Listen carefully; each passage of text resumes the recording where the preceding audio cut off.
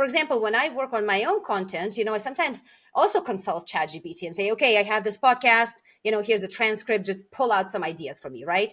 Right. And it starts writing out stuff, I start looking at it, I'm like, this is not how I talk, So I humanize it to me. It's very I important to love that. humanize I it. love that you said that. You're using ChatGPT to brainstorm, to give you ideas, but your voice is still your voice. Exactly. Welcome to Embracing Digital Transformation, where we investigate effective change leveraging people, process, and technology. This is Darren Pulsford, Chief Solution Architect, author, and most importantly, your host. In this episode, unleashing your voice, the power of presence in the world of tech, with communications expert Loreta Tarozaite. Loreta, welcome to the show. Thank you, Darren. Happy to be here. Hey, when we first talked, last week, the week before last, it's been some time, and I thought, wow, this is a very fascinating subject that we can talk about around bringing people back into things.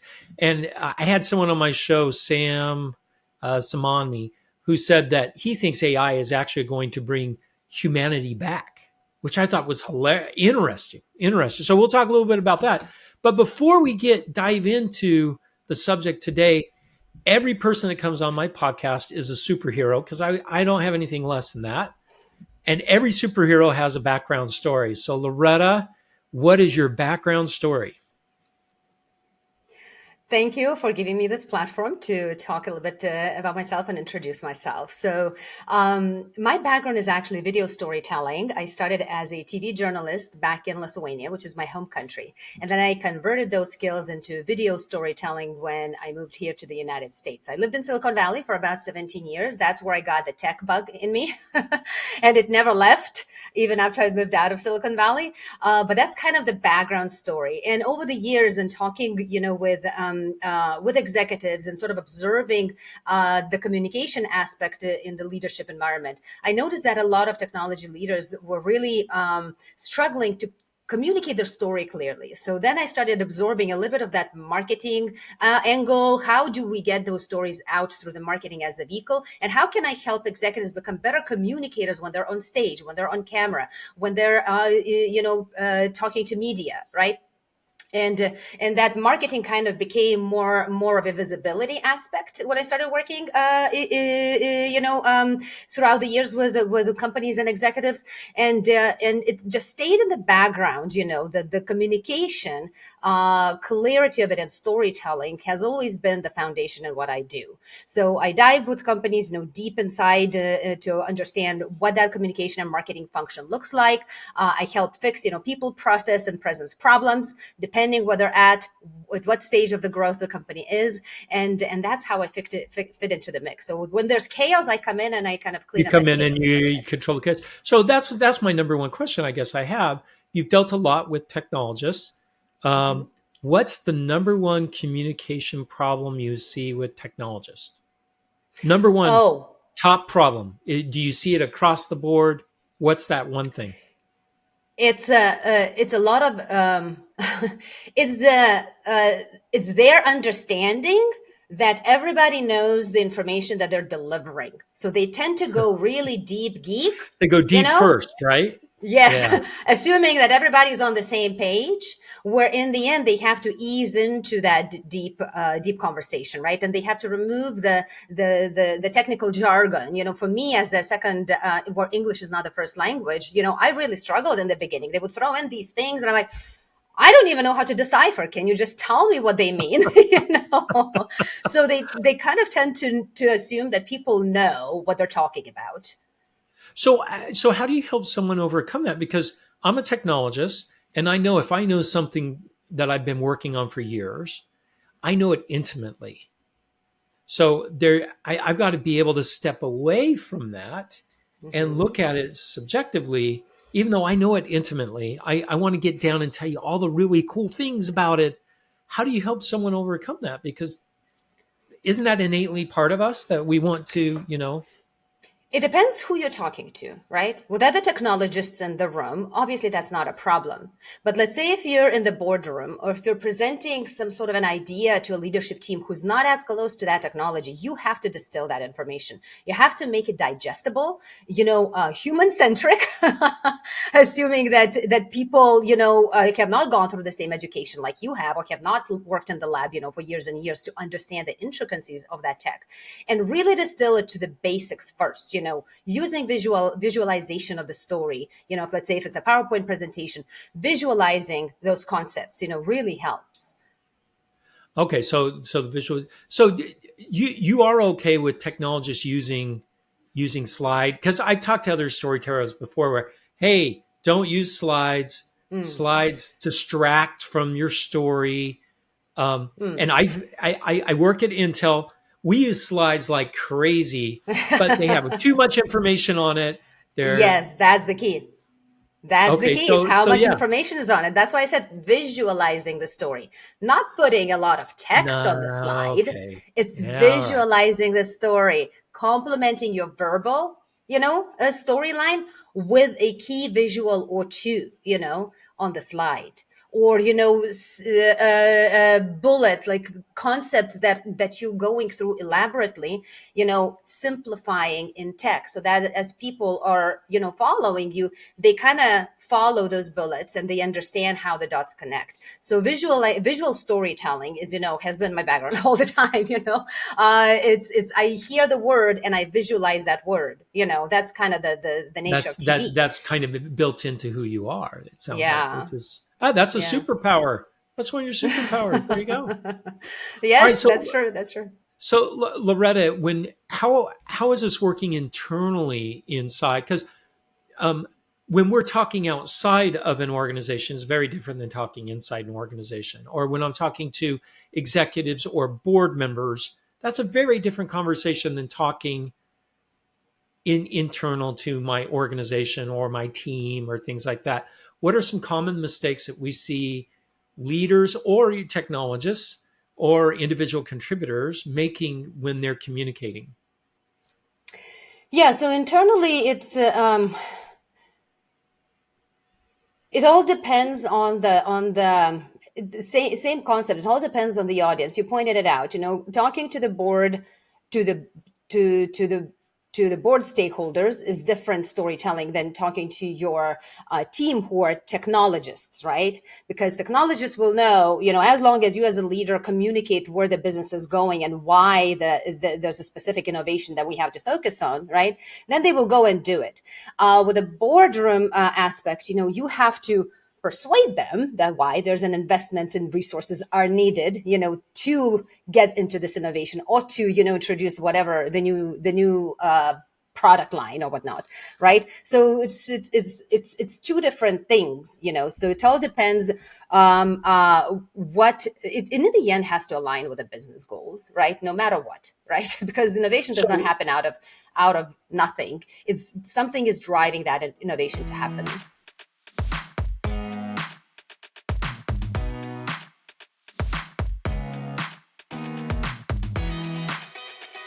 so I'm hearing two things. You got to know your audience and then the goal of your communication, right? I mean, Exactly. those Yes. are critical. Um, Very interesting. Do you feel that generative AI has a role in helping um, communication in this? And how would you go about utilizing generative AI to help maybe a technologist, communicate complex ideas? How, You do you know, see that as a role or not? I'm trying. I have not thought of this angle in particular. How to? I guess the caveat here is this: it all has to be authentic to that person, right? And I think that I was listening to that podcast that you're referencing. If let's say you or whoever else on your team goes and consults with ChatGPT or some other, AI platform, Right. and it spits out this perfectly sounding, paragraph, and they write it or they memorize it, whatever the case is, and speak it.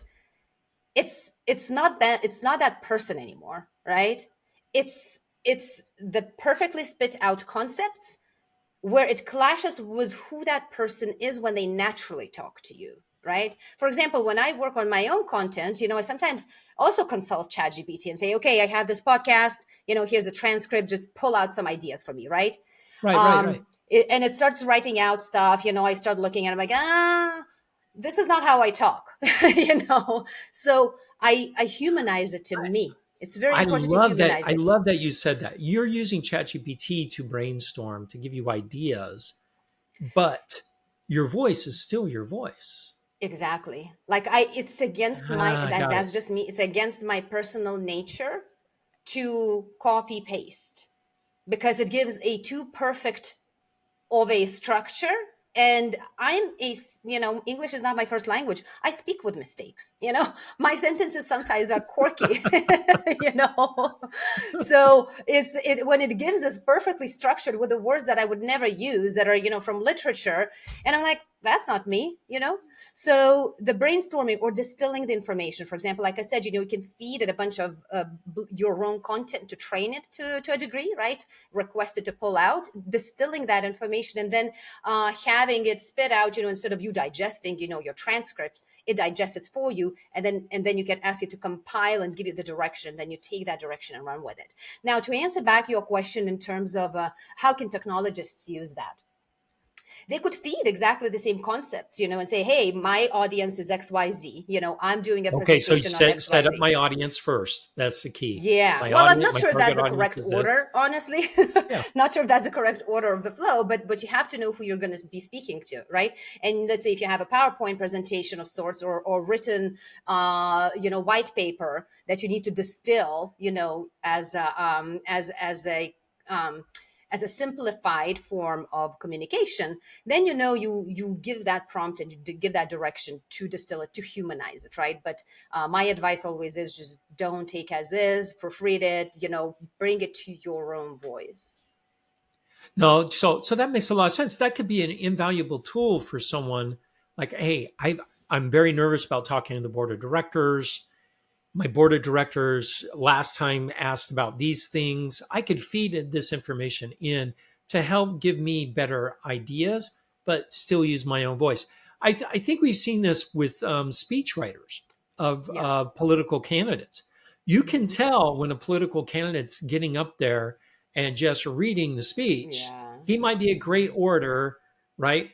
But then you get a politician that's up there that's just shooting from the hip.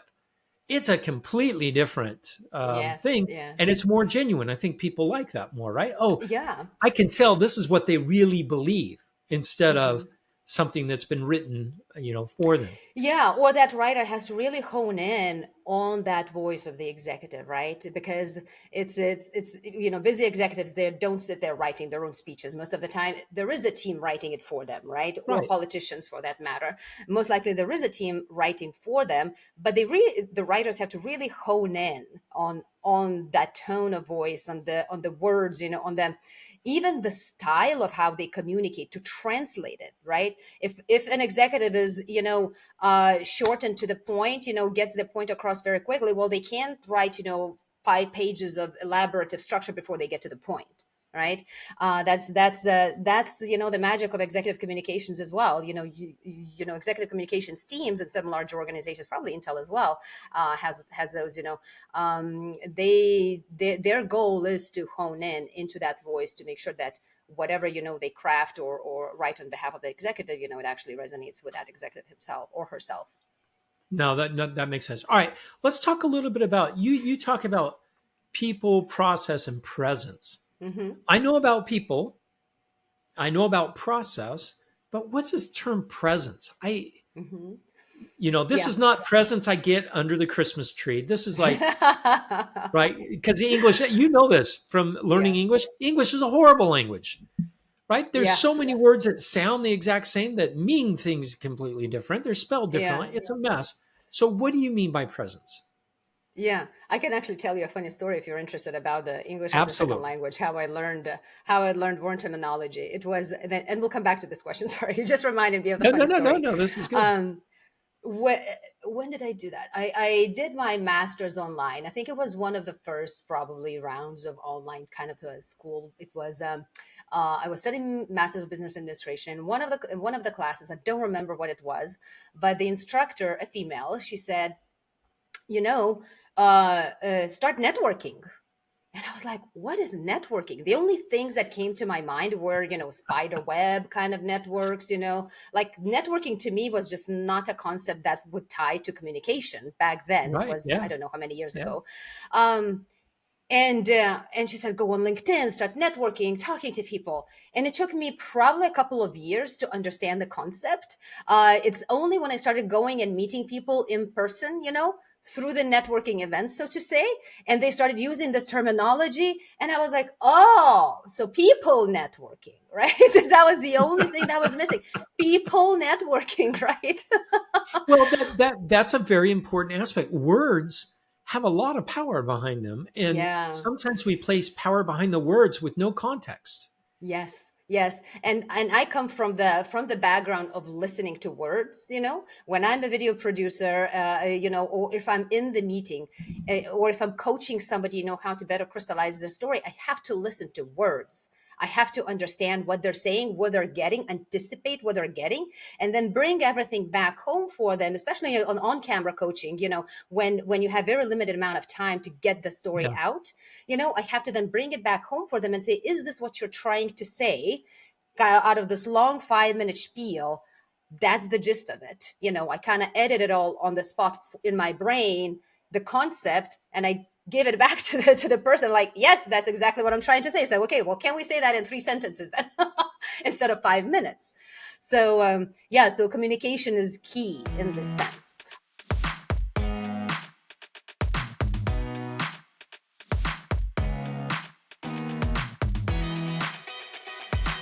So that So, brings up another interesting point. I'll go back to Gen AI a little bit because it's mhm, just top of mind topics right now. mhm.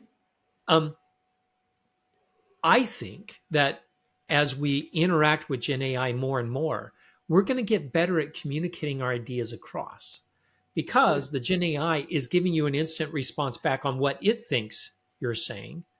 Where sometimes humans will sit there and go, I'm Huh? not quite sure. I don't want to offend, right?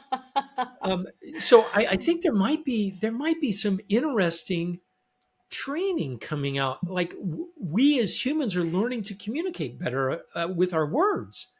Possibly, I don't um, know. That would be an interesting it's to be PhD it's to be dissertation for you, tested. Loretta. Yeah, it's to be tested, I guess. Yes, yes. it's Okay, let's kind get of back to early to assess presence. that. Yeah, Good. okay, We got presence. Let's go back sidetracked to on words, which presence. I think was Yeah. beautiful. But let's talk about presence. What do you mean by presence? So, my whole career was around making people look good and sound good when they are, communicating or presenting themselves somewhere, right? So like I said Okay. earlier, words plus visual to me always go together. So that presence is, how does the executive appear in the meetings? How do they carry themselves? How do they communicate using different types of mediums? It's all about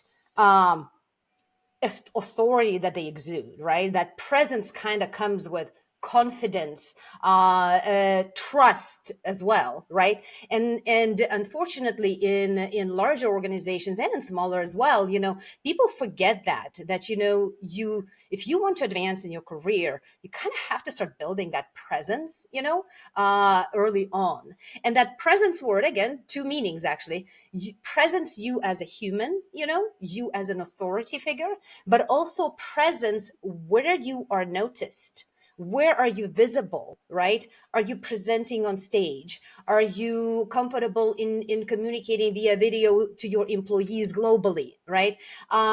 It's are you being published? Do you have your authority online on LinkedIn to attract, either stakeholders, partners, or investors, or even, be almost like a cross check for future employees who are going and looking to see who is that leader that I'm going to be, applying for the company at, right? So it's kind Gotcha. of the presence, it's twofold, right? It's your inner sort of what is your presence? How do you How do you appear as How a do you leader? How do you exude, communicate? right?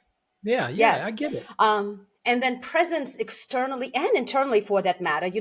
We don't want executives to be hiding internally, behind their, office doors and nobody's can knock and come and ask the question. Are you present in general anywhere, right? And how does that presence build trust, authority, and how it impacts how the company is being perceived. So that's what it is in my world, the presence. So I really like that because I think sometimes we forget it's even the micro expressions that you see in people's faces when they talk, Yeah, or what they're wearing, or there's a exactly. lot of little nuances to that affect these nonverbal communication skills, Yeah. right? And That are and out there. and one of the things that camera does that a lot of people don't understand is camera really exaggerates things. So if you have some sort of tick or something going on, it will be picked up and exaggerated 100%, on camera. So Oh then you look no, at don't say yourself. that. Now I'm going to be self-conscious. Thanks, Well, you look Loretta. perfect, Thanks. Darren. I'm going to be like, but oh people no, what? that's why people don't like being on camera, because they see themselves and they're very uncomfortable because they see themselves completely differently than when looking in the mirror, or how they Oh, perceive they're being interesting. seen in a physical world, because there's voice that they have to hear themselves, they have to now match how they sound to how they look, and they become very uncomfortable. So that's why coaching on camera is a completely different aspect than stage Than coaching. in person. Yeah, yeah, yeah, yeah, yeah. No, Yeah. that makes sense. That's really fascinating because my wife and I do a podcast, and Hmm. I do all the editing of the podcast. So we've done this 5 years now, 6 years. Hmm. Wow. Over the years, I've gotten used to seeing myself because I'm editing, Yeah. and I've gotten used to my voice.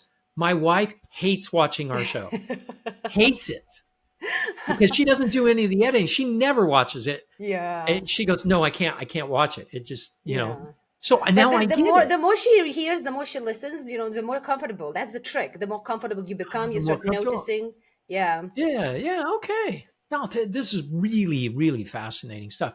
Um, what advice do you have to? Well, you already gave the advice of being present to someone trying to improve in their career. Um, that maybe English is a second language. You've got this Mm. experience. Yeah. Um, Um, I think Because I mean, English some English really is the language of business today. It used it to be is. French, and now it's English. Yeah.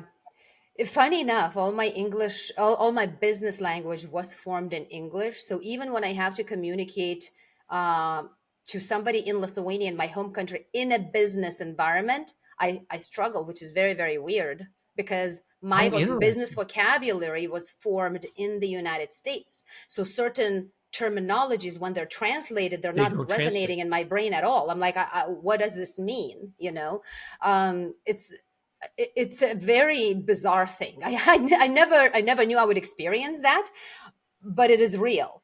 So I know that there are language coaches, people who coach executives, or I guess wannabe executives and Yeah, leaders wannabe to executives. Yeah. reduce a little bit of that